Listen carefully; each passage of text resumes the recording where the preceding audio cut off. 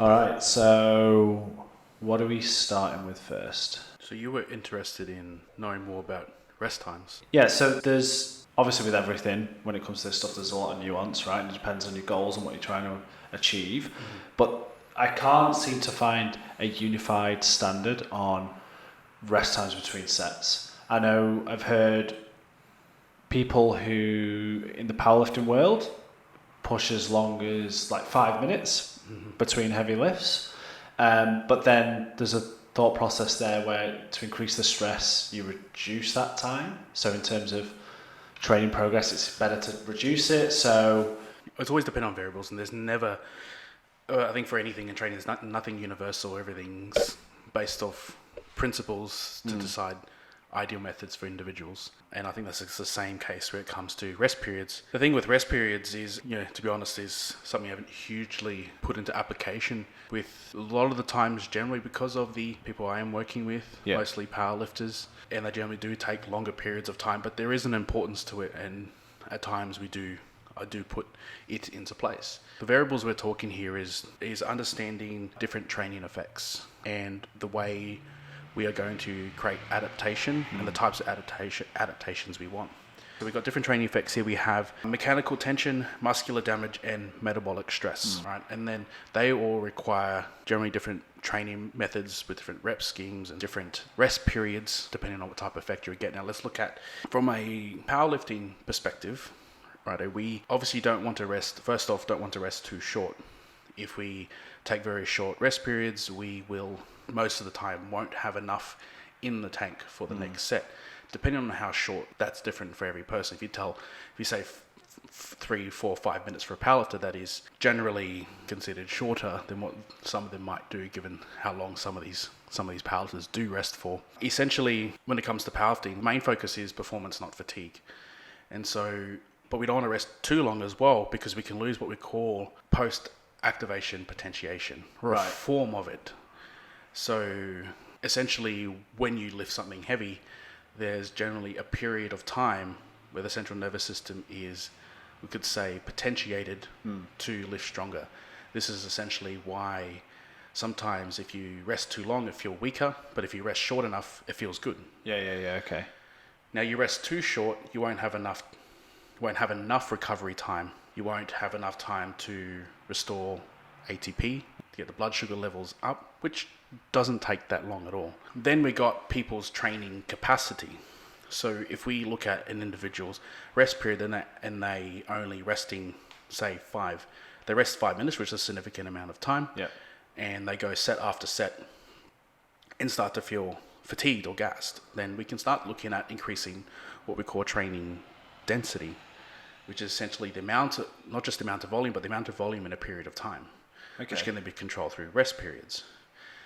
Now, you got to look at this in terms of a powerlifting perspective as a scale, that if we are going to lift more maximally, then the emphasis on rest periods is basically to be mostly recovered. You never want to be maximally recovered. Essentially, you can start to use rest periods as a form of, when athletes get good, create a form of auto-regulation with rest periods, is that you can start with prescribing rest periods. One thing that probably is most common with beginners is that they'll rest too short when it comes to power-based or strength-based exercises. So you'll see a very rapid decline in their rate of exertion. And that's because most people come from that kind of bro science, more bodybuilder type world first, don't they? It comes from that world of philosophy of bodybuilding. And essentially those ideas that bodybuilding have had a huge impact on the culture of all lifting. Has had an impact on the culture of all lifting, and has, I guess, dictated people's decision regardless of what the goal outcome is, because bodybuilding is more popular. People want to look good. Now, when it comes to bodybuilding, I would also personally use it as a scaling level depending on the intensity of the exercise.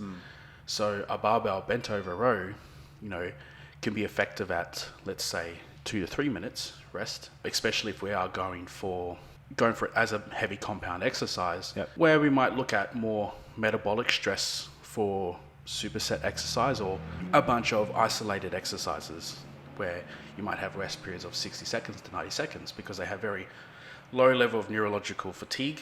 So we can focus on greater metabolic stress, right? And then we can gain, because metabolic stress essentially is a training effect that creates hypertrophy. Yeah. Okay.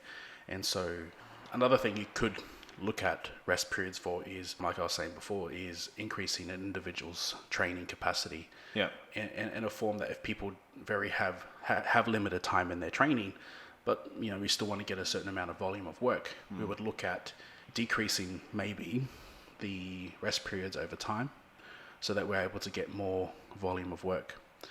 Now, I don't prescribe it too much unless it's necessary. I probably prescribe it more in my accessory exercises in terms of that most people are going to put their effort into my main exercises that we put in.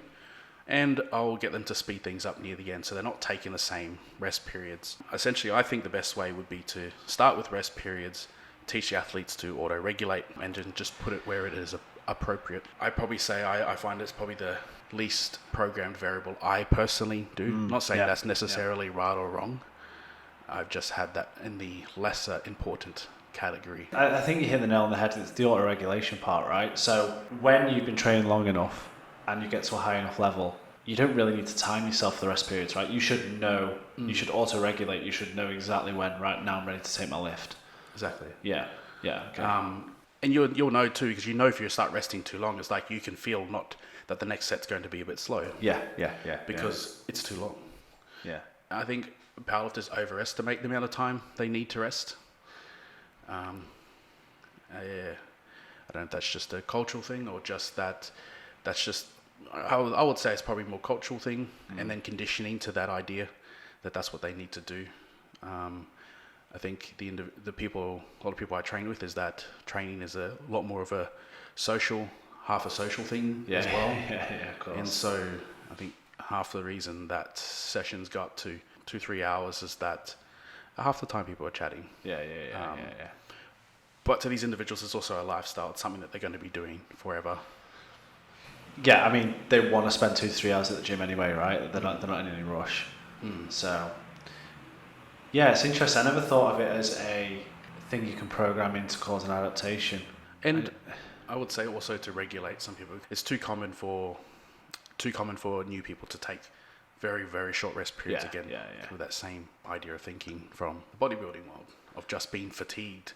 Or I don't even think it's from the body. I wouldn't even say it's from the bodybuilding world. I think I would just say it's what seems to be a natural instinct that people want to feel exhausted when they train, that it has to feel hard. But I mean, that's I definitely have that in me. Like I need to push myself in sessions, but that's definitely a bodybuilding thing where you need to feel that stress, you need to feel the burn or whatever it is. Like some people kind of want to completely flog themselves, and they feel like the session, even though they've lifted the same volume at the same intensity, how knackered they are towards the end is more of an indication to them of how well the training went, if that makes sense.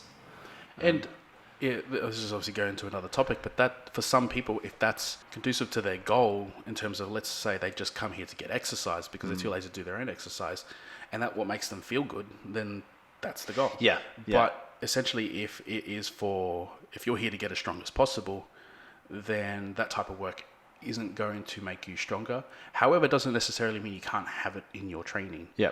But to a point, specificity will matter. Yeah. When it's time to hone in on very particular skills, which is what we're trying to obviously achieve. Yeah. Okay, so to summarise, if you're new, you need to look at not spending too little time in between sets because that's a common thing. And then I guess over time it's about gauging that auto-regulation. You need to work out how well do you lift the next set based on how long it's taken and kind of develop your own kind of scale. There is no 3 minutes for this, 5 minutes for this set in stone thing, because it varies between person and exercise and what stage of training you're at and all this kind of stuff. It's like it's too much of a variable, right? Yeah, exactly. Cool.